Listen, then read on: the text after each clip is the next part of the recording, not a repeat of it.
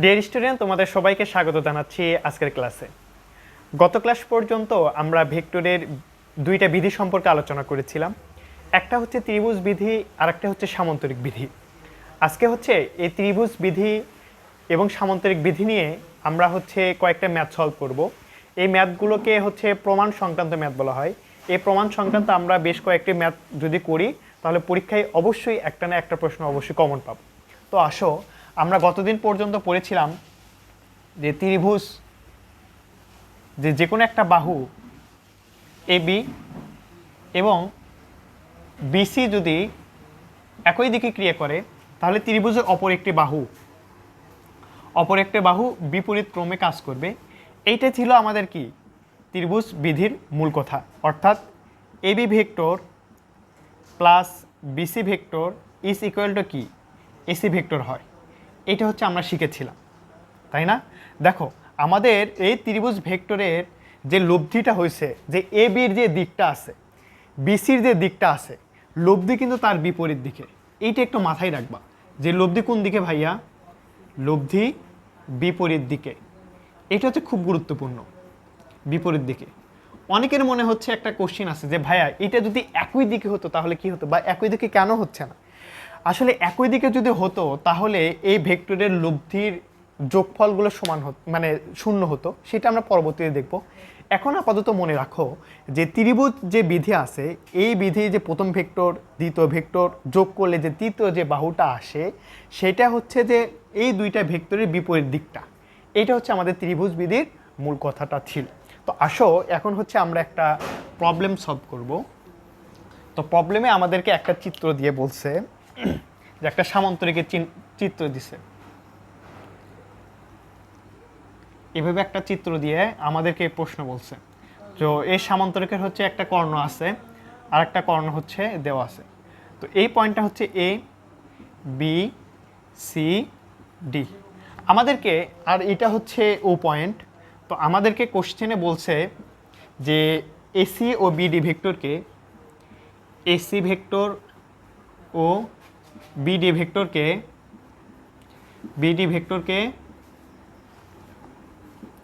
AC vector ও BD ভেক্টরকে AB ও এডি দ্বারা প্রকাশ করতে হবে।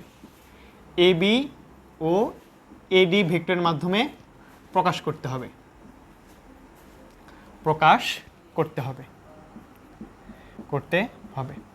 তো ভাই এই ম্যাথগুলো খুবই সহজ।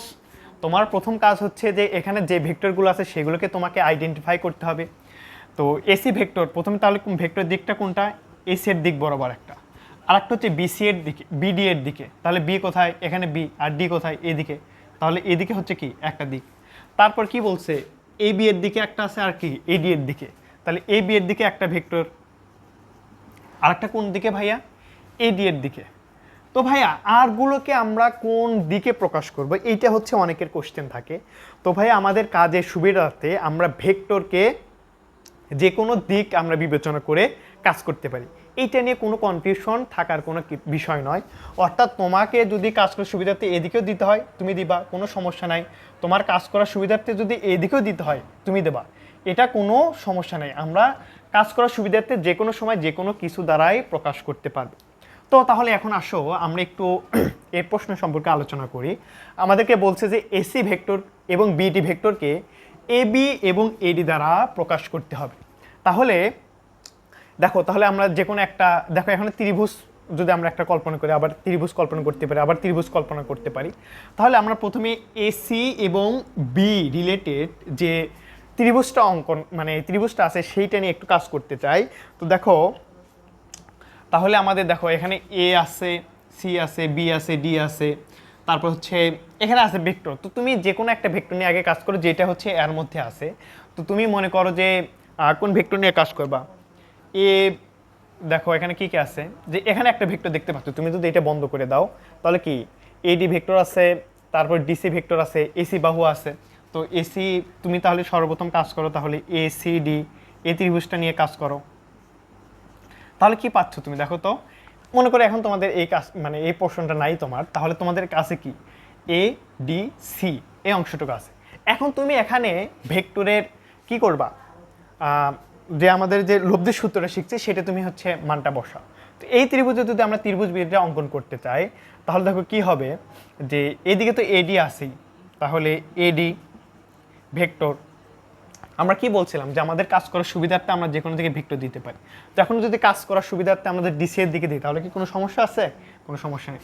তাহলে এডি প্লাস হচ্ছে কি ডিসি ভেক্টর ইকুয়ালটা আমরা কি করতে পারি, দেখো এই দিক হচ্ছে ভেক্টর দিক, তাহলে লব্ধিটা কি হবে? অবশ্যই বিপরীত দিকে হবে। এই দিকে আছে তাহলে ভেক্টর দিকটা কি বিপরীত দিকে হবে, তাই না? তাহলে কি আমাদের কি হবে, এসিটা কি হবে? লব্ধি।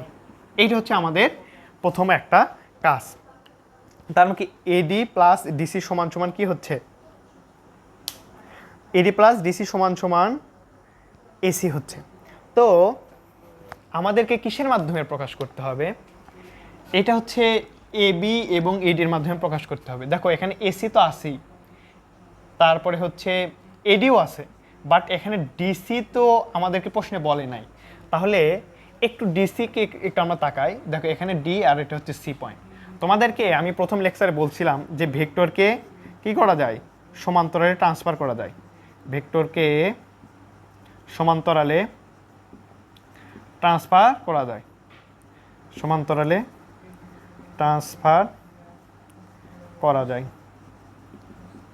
তো দেখো তো ভাইয়া এখানে যে ডিসিটা আছে, সমান্তরাল কি ডিসির সমান্তরাল কি এ বি না? তাহলে কি তুমি ডিসির পরিবর্তে এ বি লিখতে পারবা না? অবশ্যই লিখতে পারবা, কারণ কি আমরা জানি কি সামান্তরিকের বিপরীত বাহুগুলো পরস্পর সমান এবং সমান্তরাল। যেহেতু সমান্তরাল ট্রান্সফার করা যায় তাহলে ডিসিকে যদি আমি এখানে নিয়ে আসি তাহলে কি হবে, ডিসি সমান সমান কি এ বি, অবশ্যই লিখতে পারি। ইসিগুলো কি হবে, এসি ভেক্টর। তাহলে ভাইয়া দেখো তো যে আমাদের এসি কে আমরা অলরেডি এবি এবং এডি এর মাধ্যমে কি করতে পারছি, প্রকাশ করতে পারছি।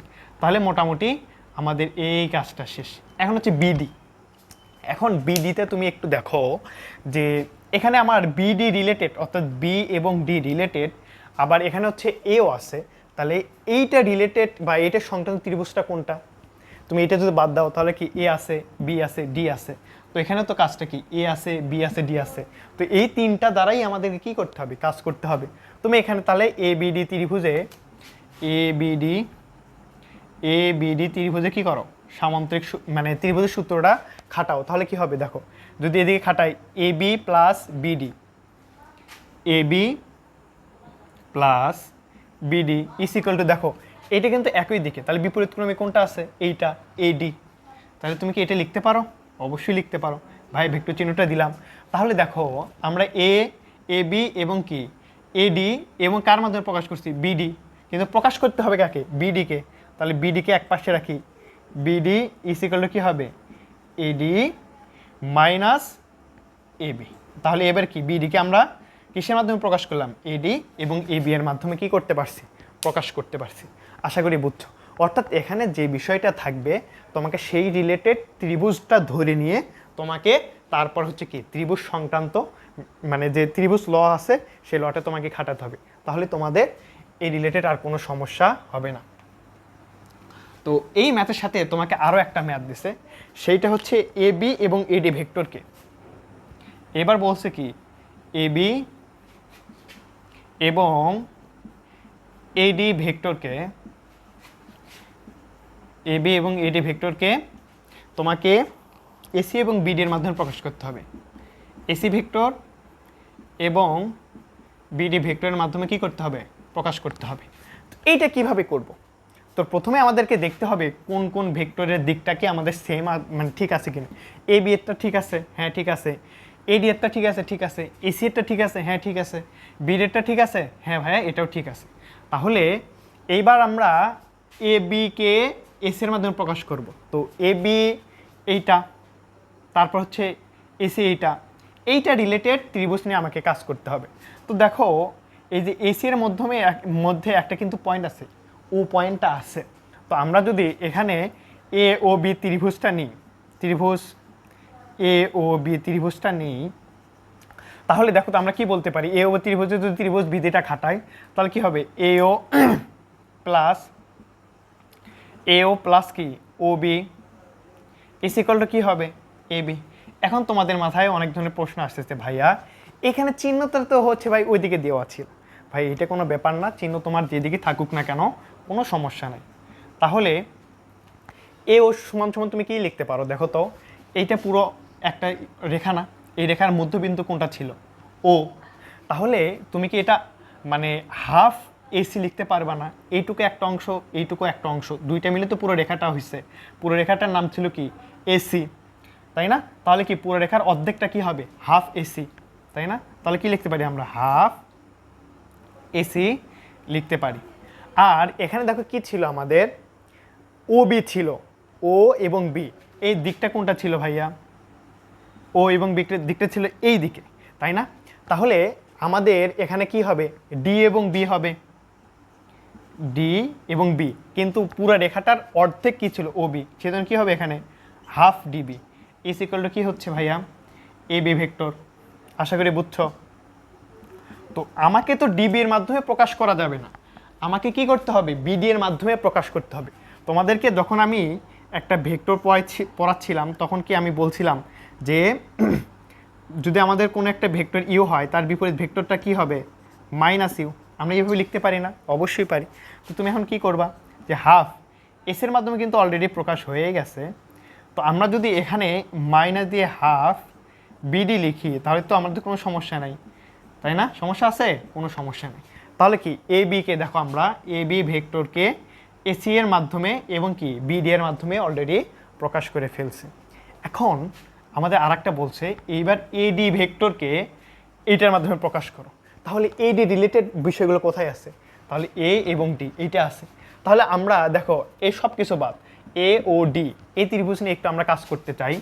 তাহলে কি ত্রিভুজ এ ও ডি যদি এটা হয়, এই ত্রিভুজে যদি একটু ত্রিভুজ তোমরা বিধিটা খাটাই তাহলে কি হবে দেখো, এডি প্লাস কি ডিও, তাহলে কি হচ্ছে?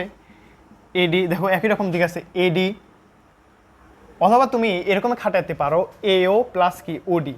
তুমি এখানে খাটাতে পারো কি এও প্লাস ওডি। দেখো এখানে দিকটা ছিল মানে প্রথম অঙ্কের ক্ষেত্রে এদিকে ছিল, তাই না? যে বিডি এর দিকে ছিল, তাহলে ওডি ইজ ইকুয়াল টু আমরা কি লিখতে পারি? এডি লিখতে পারি। এটা ছিল আমাদের কি ত্রিভুজ বিধি। কারণ কি যে দুইটা ভেক্টর একই দিকে আসে, অপর যে বাহুটা থাকবে তার কি দিকটা বিপরীতে হবে। তো এ ওকে তুমি কি লিখতে পারো বলো তো? একে তুমি হাফ এসি লিখতে পারো না? অবশ্যই হাফ এসি লিখতে পারো, কারণ কি এটা হচ্ছে কি অর্ধেক ছিল। আর ওডিকে তুমি কি লিখতে পারো? ওডি দেখো ও এবং ডি এর দিক এই দিকে ছিল, তাহলে বি এবং ডি এর দিক একই দিকে হবে না? তাহলে এটা কি লিখতে পারি? Half BD is equal to কি এডি। অর্থাৎ দেখো আমাদের এবার এডিকে এসি এবং কি বিডি এর মাধ্যমে কি করলাম? প্রকাশ করে ফেলছি। এইটাই হচ্ছে আমাদের মান নির্ণয় করা হলো, বা মানে একটা ভেক্টরের মাধ্যমে আর একটা ভেক্টরকে কীভাবে প্রকাশ করা যায়। অর্থাৎ তোমাকে দেখতে হবে এখানে কোন রেখাটা আছে, ঠিক আছে, এখানে কোন ভেক্টরটা আছে, এখানে কোন দুইটা ভেক্টর আছে। এই বিষয়গুলো নিয়ে তোমাকে হচ্ছে একটু মানে খুঁজতে হবে যে কোন ভেক্টরটা নিয়ে কাজ করব, মানে কোন ত্রিভুজটা নিয়ে কাজ করব। তারপর তুমি যদি ত্রিভুজটা খুঁজে পাও সেই ত্রিভুজটাকে তুমি অবশ্যই কি করবা? ত্রিভুজ বিধিটা অ্যাপ্লাই করে দিবা, তাহলে দেখবা যে আমাদের অঙ্কগুলো খুব সহজে মিলে যাচ্ছে। আশা করি বুঝছো। তো এরপর আসো আমরা আরও দু একটা এই রিলেটেড কিছু ম্যাথ সলভ করি। যদি এই রিলেটেড ম্যাথ সলভ করি এর পরবর্তীতে আর কোনো সমস্যা হবে না। তো এবার আমাদের প্রশ্নে বলছে, প্রশ্ন তোমাদেরকে বলি যে এবার বলছে হচ্ছে আমাদের পি কিউ আর ত্রিভুজের কিউ আর পি এবং পি কিউ বাহুর মধ্যবিন্দু ডিএসটি যথাক্রমে ডিএসটি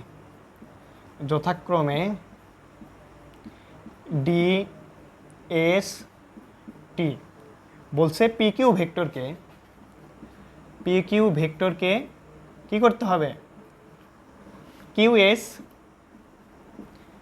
ভেক্টর এবং কি আরটি ভেক্টরের মাধ্যমে কি করতে হবে? প্রকাশ করতে হবে। ভাইয়া সেম জিনিস, তোমাকে এই বিষয়গুলো আগে আইডেন্টিফাই করতে হবে। প্রথমে হচ্ছে আমরা একটু ত্রিভুজটা অঙ্কন করি। ত্রিভুজটা অঙ্কন করি। দেখো আমাদের কি বলছে যে পি কিউ আর এই ত্রিভুজ। তো আমরা প্রথমে এগুলো আইডেন্টিফাই করি, এটা পি, এটা কিউ, এটা ধরলাম কি আর। তো বলছে কি কিউ আর এর মধ্যবিন্দুটা কি ডি, তুমি এখানে মধ্যবিন্দু দাও, এটা ডি। তারপরে বলছে হচ্ছে আর পি ভেক্টর, অর্থাৎ আর এবং পি এই ভেক্টরের মধ্যবিন্দু কত এস। আরটা হচ্ছে কি পি কিউ, এই পি কিউ এর মধ্যবিন্দু হচ্ছে কি টি। তো আমাদের ম্যাথ করার সুবিধার্থে আমরা পি থেকে ডি এর উপরে একটা লম্ব আঁকি, তারপর কিউ থেকে এস এর উপরে একটা, আর হচ্ছে কি আর এবং টি এর সাথে একটা সংযোগ করে দিই। তো এইটা হচ্ছে আমাদের হচ্ছে কি যে একটা ত্রিভুজ। এরপরে বলছে যে পি কিউ ভেক্টরকে কিউ এস এবং আর টি এর মাধ্যমে কি করতে হবে, প্রকাশ করতে হবে। তোমার প্রথম কাজ হচ্ছে যে এখানে যে ভেক্টর আছে সেই দিকগুলো আগে তুমি একটু দিয়ে ফেলো, যে পি কিউ এর দিক এটা, তারপর কি কিউ এস, এদিকে হচ্ছে কিউ এস, আর একটা কি আর টি, আর এবং টি এর হচ্ছে কি এইটা দিক। তো আপাতত আমরা তিনটা দিক পাইছি, আর তোমাদেরকে বলছি যে আমাদের এই লগুলো খাটানোর জন্য যেদিকে খুশি আমরা কি করতে পারবো, চিহ্নগুলো দিতে পারবো। তো আসো তাহলে এবার দেখো পি কিউ, দেখো এখানে পি আছে, কিউ আছে, আর একটা কি আছে, এখানেও কিউ আছে, এ আছে, তার মানে পি কিউ এস এই রিলেটেড আমাদের প্রথমে ত্রিভুজ নিয়ে কাজ করতে হবে। অর্থাৎ পি কিউ এস এই ত্রিভুজ নিয়ে যদি আমরা একটু কাজ করতে চাই, দেখো কি হয় তাহলে পি কিউ এস ত্রিভুজ নিয়ে আমরা একটু কাজ করতে চাই, তাহলে তুমি যদি এখানে একটু মানে কি করো ত্রিভুজ বিধিটা অ্যাপ্লাই করো, তাহলে কি হবে পি কিউ, দেখো একই দিকে আছে, Q S is equal to কি হবে পি এস। এটা তো আমরা ত্রিভুজ থেকে শিখছিলাম, ত্রিভুজ বিধি থেকে। তাহলে কি হয় পি কিউ ভেক্টর প্লাস হচ্ছে কি Q S is equal to কি হবে ভাইয়া পি এস ভেক্টর।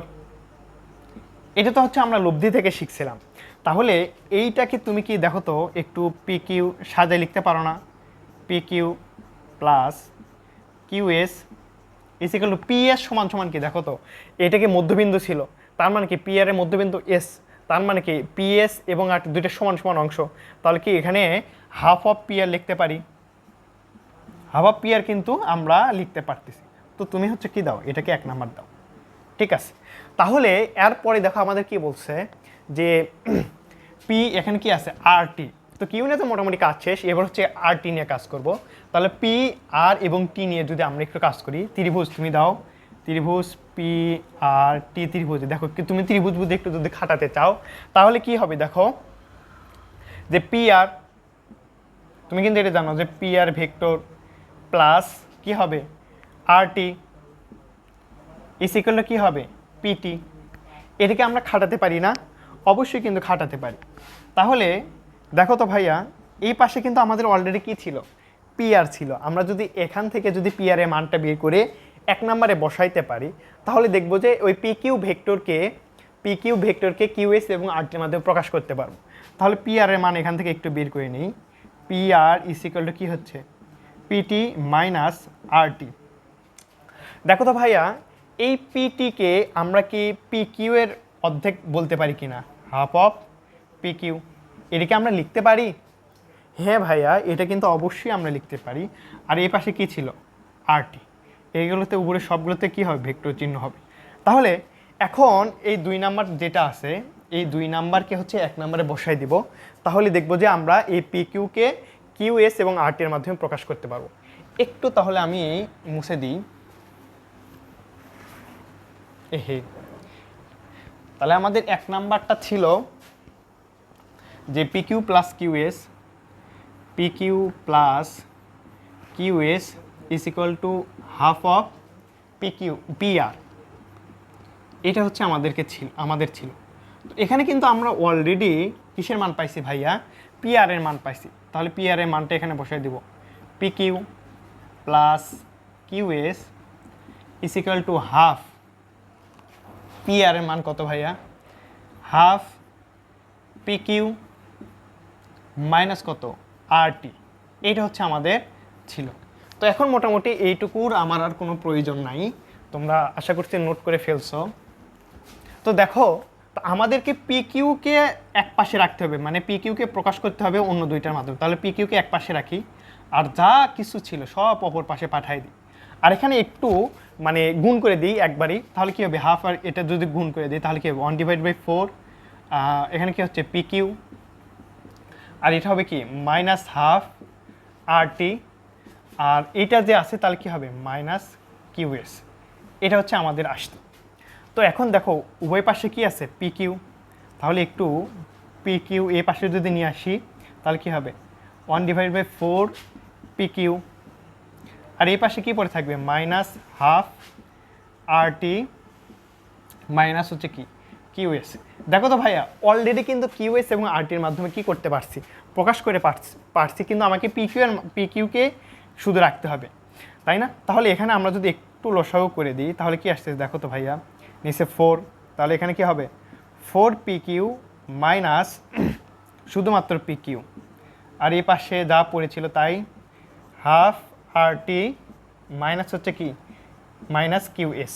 তাহলে এখানে যদি একটু যোগ বিয়োগ করি তাহলে উপরে আসবে হচ্ছে কত 3 পি কিউ, এখানে ভেক্টর চিহ্ন অবশ্যই হবে, divided by 4 is equal to কত হাফ আর টি মাইনাস হচ্ছে কিউএস। আশা করি বুঝছো। তো এখান থেকে আমরা হচ্ছে কী করতে পারি যে আমাদের শুধু তো পি কিউ এর দরকার, তাহলে এখানে আছে 3/4, এইটাকে যদি আমরা অপর পাশে পাঠাই দিই তাহলে এই পাশে শুধু কি থাকবে পি কিউ, আর এখানে কী থাকবে 3/4, এটা তো সবার সাথে গুণ হয়ে যাবে মাইনাস হাফ আর টি মাইনাস কিউএস। তো এটা জাস্ট হচ্ছে কি এটা সবার সাথে গুণ করে দাও, তাহলেই দেখবে কি আসবে আমাদের রেজাল্টটা চলে আসবে, বুঝছো? এটা হচ্ছে আমাদের অ্যান্সার।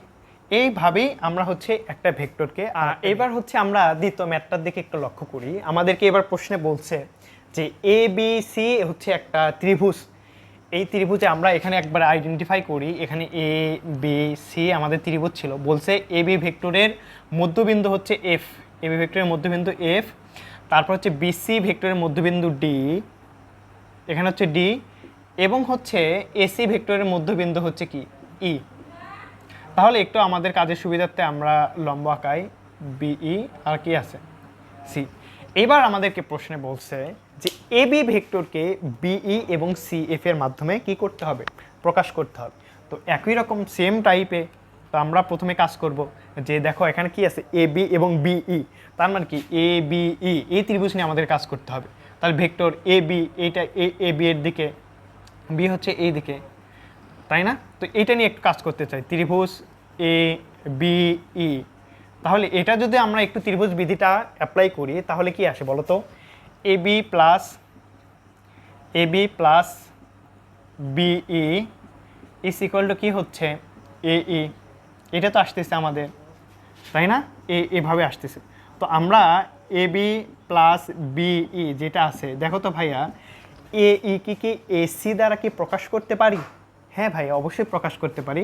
এখানে তাহলে কি লিখবো হাফ অফ এসি, এইটার মাধ্যমে কি করতে পারলাম আমরা প্রকাশ করতে পারলাম। এটাকে হচ্ছে কি করলাম আমরা 1 নাম্বার দিলাম। আচ্ছা ঠিক আছে, অথবা তুমি হচ্ছে শুধুমাত্র যেহেতু এ বিকে এক পাশে প্রকাশ করতে হবে, তুমি একবারে যদি এখানে এ বিকে রেখে দাও, অর্থাৎ A B is equal to half AC minus কি বিই, এটার মাধ্যমে তুমি কি করতে পারো রেখে দিতে পারো এবং এটাকে 1 নাম্বার প্রকাশ করতে পারো। এবং তারপরে আছে কি আমাদের এ বি এবং সি এফ, তার মানে কি এ সি এফ নিয়ে আমাদের কাজ করতে হবে। এ দেখো এখানে কি আছে এ থেকে সি এর দিকে, মানে হচ্ছে সি এফ এর দিকে হচ্ছে এটা, তাহলে এ সি এফ নিয়ে যদি আমরা একটু কাজ করি তাহলে এ সি এফ নিয়ে যদি আমরা কাজ করি তাহলে কি হবে AC plus CF, AC plus CF is equal to কি হবে এ এফ, এটা হচ্ছে আমাদের। তাহলে এখানে দেখো এখানে আমরা কোনটা আছে এসি, তাহলে এখান থেকে যদি আমরা এসি এর মানটা বের করতে পারি তাহলে এখানে কিন্তু পরবর্তীতে এই মানটা বসিয়ে দিতে পারবো, অর্থাৎ এ এফ মাইনাস কত আসতেছে সিএফ। দেখো তো এটাকে কোনোভাবে চেঞ্জ করা যায় নাকি, এ এফকে চেঞ্জ করা যায়? হ্যাঁ ভাইয়া এফকে এ বি এর মাধ্যমে চেঞ্জ করা যায়, হাফ অফ এ বি, আর এই পাশে কি ছিল সিএফ। এইবার আমাদের কাজটা হচ্ছে 1 নাম্বারে 2 নাম্বার যে মানটা পাইছি সেটা হচ্ছে বসিয়ে দেবো। 1 নাম্বার কি পেয়েছিলাম A B vector is equal to কি ছিল আমাদের হাফ এসি মাইনাস হচ্ছে কি বিই ভেক্টর। তো এখান থেকে আমরা 2 নম্বরে কিন্তু এসির মানটা পেয়েছিলাম, তো এসির জায়গায় মানটা বসাই দিব, তাহলে হচ্ছে কি এ বি ভেক্টর এখানে কি ছিল হাফ, এসির জায়গায় কি বসিয়ে দেবো, এসির মান হাফ এ বি মাইনাস হচ্ছে কি সি এফ, তো ইসিক্যাল এখানে কি ছিল মাইনাস বিই। তো এখানে যদি একটু আমরা ক্যালকুলেশন করি তাহলে কি আসবে দেখো তো, তো এখানে কি হবে গুণ করলে 1/4 AB, আর এখানে কি হবে হাফ সিএফ, আর এখানে কি ছিল বিই, এরকমই তো ছিল। তো আমরা দেখো সিএফ এবং বি এর মাধ্যমে অলরেডি প্রকাশ করে ফেলছি, তো এই পাশে এবি আছে এই পাশে এবি আছে।